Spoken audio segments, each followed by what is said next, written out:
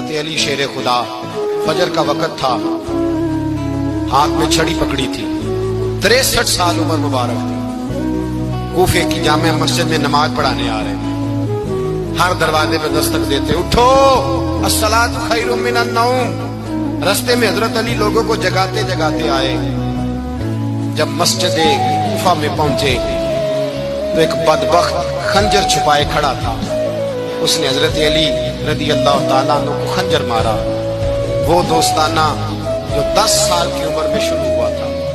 جب شیر خدا کو خنجر لگا تو پتہ لفظ کیا تھے؟ فزت برب الکعبہ، لوگوں رب کعبہ کی قسم میں کامیاب ہو گیا، میری زندگی دین کے کام آ، میں کامیاب ہو گیا۔ حضرت علی کی داڑھی ساری لہو سے بھر گئی۔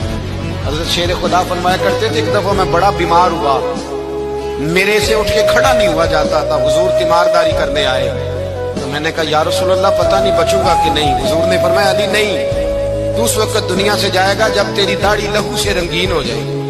شیر خدا کہتے ہیں جب زخم لگا تو میں نے نیچے جھکا کر دیکھا تو داڑھی لہو سے بھری ہوئی ہے، میں نے کہا بس وہی کامیاب ہو گیا۔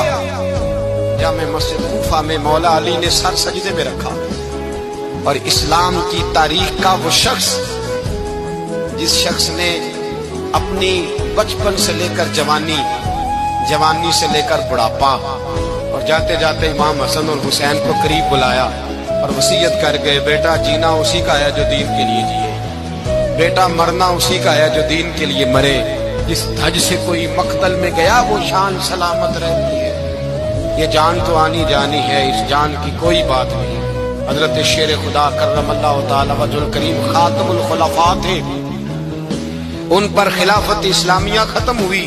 حضرت علی رضی اللہ تعالیٰ عنہ جس دن وصال ہوا، آپ کے بیٹے کہتے ہیں اس رات مولا علی نے خزانے کا مال سارا ایک رات پہلے تقسیم کیا، اور پھر جس جگہ مال خزانہ ہوتا تھا وہاں 2 نفل پڑھ کے کہا اے اللہ میں نے تیرے بندوں کی امانت تیرے بندوں تک پہنچا دی ہے۔ زندگی دین کے نام کر کے وہ شیر رخصت ہوئے۔ 21 رمضان المبارک کی شام ڈھلی تو حضرت علی المرتضیٰ شیر خدا رخصت ہوئے۔